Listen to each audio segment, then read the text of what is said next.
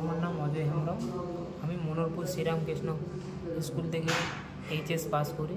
Pass করার পর সরকারি চান্স না পাওয়ায় প্রাইভেটে বিভিন্ন কলেজে ছুটা দৌড়া করেছি।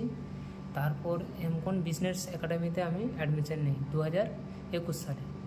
এবার 21 সালে অ্যাডমিশন নেওয়ার পর থেকে আমি পরিবার থেকে চালাতে পারছি না বলে আমি স্যারকে বলে পার্ট টাইমার জব স্যার দিল, আমি করলাম। করার পর কলেজও করছি, পার্ট টাইম কাজও করছি। এইভাবে আমার কলেজ কমপ্লিট হয়ে যায়।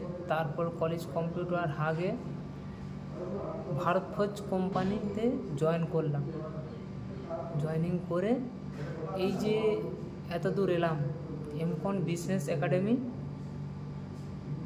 একাডেমিকে আমি ধন্যবাদ জানাই এত দূর আসার জন্য। এবং আমি থাকি যাদবপুরে, এবং এই যে এত দূর আমার বাড়ি পশ্চিম মেদিনীপুর।